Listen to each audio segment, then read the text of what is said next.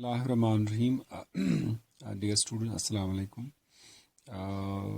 जैसे आपके जहन में हो कि लास्ट टाइम लेक्चर में हमने स्टॉप यहाँ पे किया था कि सब्स्टिट्यूशन रिएक्शंस के दो किस्म के मैकेनिज्म्स होते हैं, types of substitution reaction mechanism. Number one is bimolecular and number two is unimolecular reaction mechanism. उसी बेस पे हमको कहते हैं कि we have number one bimolecular nucleophilic substitution reactions, short में लिखते हैं SN2।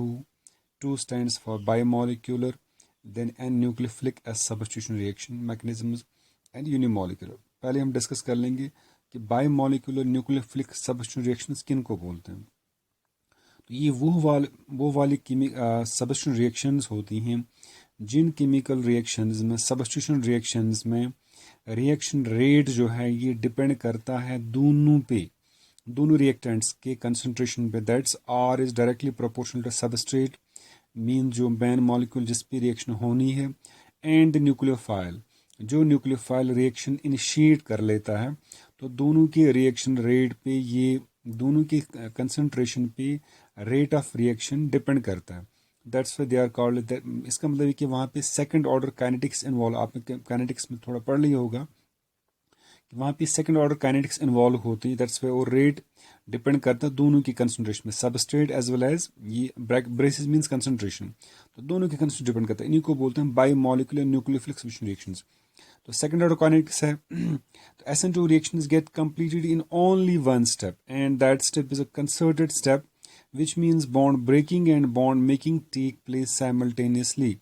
इसका मतलब ये हो कि ये जो बायोमोलिकुलर न्यूक्लियोफिलिक सब्स्टिट्यूशन रिएक्शंस होती हैं ये एक सिंगल स्टेप रिएक्शन होती है, सिंगल स्टेप मैकेनिज्म है जहाँ पे रेट डिपेंड करता है on the concentration of both the reactants, means the substrate as well as the attacking agent, जो यहाँ पे क्या है, न्यूक्लियोफाइल है। तो ये जो बायोमोलिकुलर न्यूक्लियोफिलिक सब्स्टिट्यूशन रिएक्शंस होती हैं तो ये they are believed to occur via transition state. अब ट्रांजिशन स्टेट कैसे बोलते थे, आपके जहन में ये दो टर्म्स आ जाती हैं, कभी आएगा वहाँ ट्रांजिशन स्टेट, कभी आएगा रिएक्शन इंटरमीडिएट। इनमें आपको ये फ़र्क समझना है कि जहाँ पे ट्रांजिशन स्टेट होगा वहाँ पे कोई स्टेबल, मतलब प्रोडक्ट्स और रिएक्टेंट्स के बीच में कोई केमिकल स्पीशीज़ नहीं बनेगी। तो ट्रांजिशन मीन्स स्टेट मीन्स एक टेम्पररी केमिकल स्पीशीज़ के ज़रिए से रिएक्शन कंप्लीट होती है। ये रिएक्टेंट्स हैं, ये सबस्ट्रेट है, जैसे हमने एग्जांपल ली है ये हेलो अल्केन की, अटैकिंग एजेंट हाइड्रोक्साइड आयन है, न्यूक्लियोफाइल है, बीच में एक केमिकल स्पीशीज़ बन जाती है और फाइनली आपको प्रोडक्ट मिलता है। तो ये जो बीच में केमिकल स्पीशीज़ बनती है जो कि केमिकली थर्मोडायनेमिकली स्टेबल नहीं होती है, ये जिस बीच में बन जाती है और इससे प्रोडक्ट्स बन जाते हैं।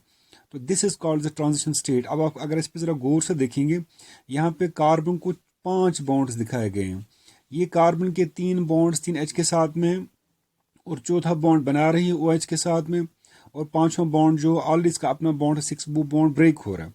तो इसलिए ये वाली केमिकल स्पीशीज जो ये स्टेबल नहीं होती है, इसे हम रिएक्शन मीडियम में आइसोलेट नहीं कर पाते। तो इस केमिकल स्पीशीज क्या बोलते हैं, this called transition state. Just is a transition from this to that destination.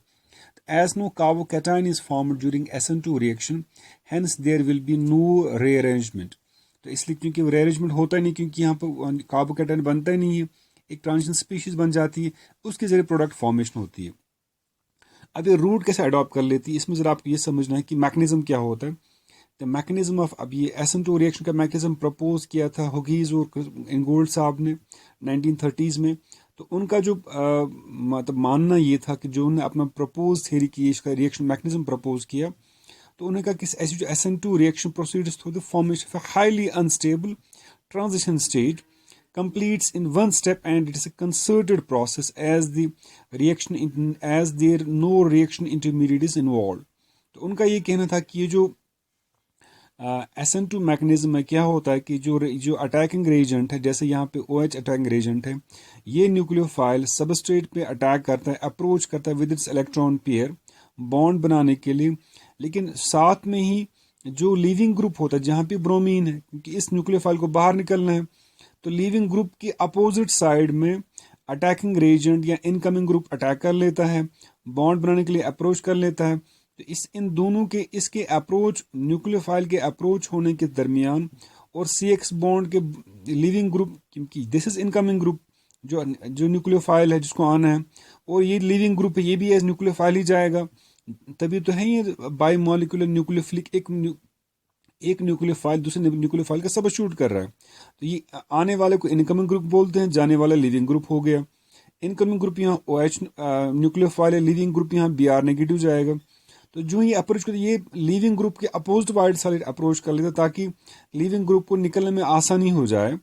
और ये कि चूंकि दोनों जो होते हैं इलेक्ट्रॉन रिच स्पीशीज होती हैं, इलेक्ट्रॉन इलेक्ट्रॉन रिपल्शंस होते हैं, इसलिए ये इनकमिंग ग्रुप उसके अप साइड नहीं आएगा, अपोज साइड से अप्रोच करेगा सबस्ट्रेट को, और लिविंग ग्रुप उसके अपोज वाले साइड से निकल जाएगा। तो यहाँ बीच में जो आ जाते हैं, आप जरा गौर से फोकस करें, 3 सिग्मा बॉन्ड्स तो परमानेंट है, लेकिन OH जो बॉन्ड बना रहा है तो वो डॉटेड स्ट्रक्चर है, मींस बॉन्ड बन रहा है C और इनकमिंग ग्रुप OH का, और C और Br का बॉन्ड धीरे धीरे क्या हो रहा है, ब्रेक हो रहा है।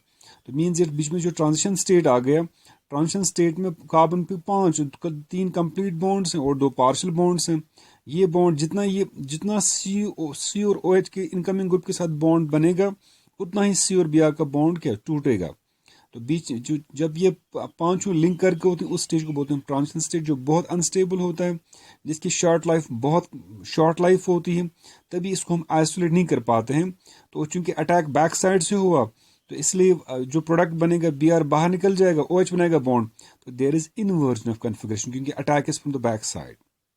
और सिंगल स्टेप रिएक्शन होती है तभी कंसिडर्ड मैकेनिज्म होता है, मींस एक साथ बॉन्ड बन भी जाता है और दूसरा बॉन्ड ब्रेक वाला होने वाला बॉन्ड ब्रेक होता है, बनने वाला बॉन्ड नए फॉर्मेशन बॉन्ड होती है। तो दैट्स इसे हम कहते हैं कि यहाँ पे कंसिडर्ड मैकेनिज्म है, लिविंग ग्रुप भी बॉन्ड बना है, साथ में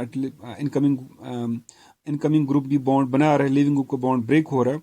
तो single order reaction kinetics involve होती है, और दोनों बॉन्ड्स एक साथ बनते भी हैं, और बनने वाला बॉन्ड बन रहा है और ब्रेक होने वाला बॉन्ड एक उसी साथ बॉन्ड ब्रेक हो रहा है, तो भी इसमें इनवर्जन ऑफ कन्फिगरेशन होता है।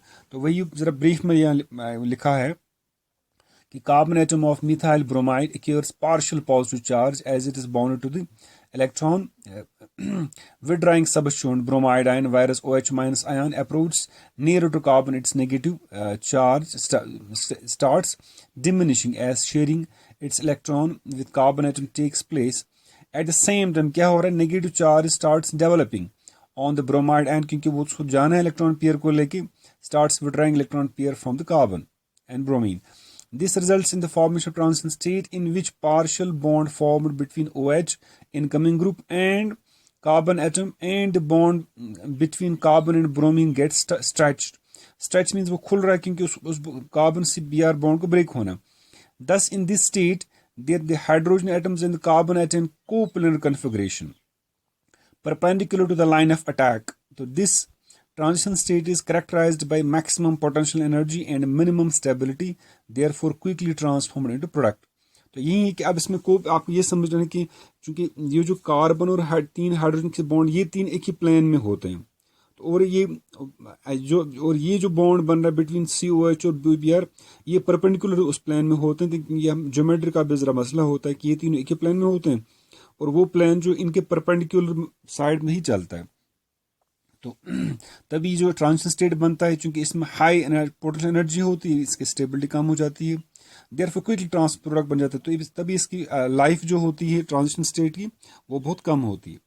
तो नेक्स्ट होता है कि the transition state is characterized by maximum potential energy होती है, तभी मिनिमम स्टेबिलिटी होती है।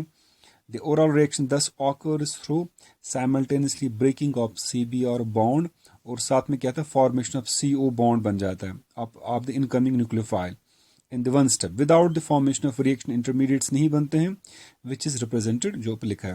तो oral reaction क्या होता है, oral reaction is a considered process occurring in one step without any intermediate।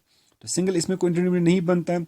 It's established that ये जो SN2 रिएक्शन यील्ड्स है product whose configuration is opposite to that of the substrate, गोया जो configuration जैसी substrate की थी उसके opposite में प्रोडक्ट में बन जाती है।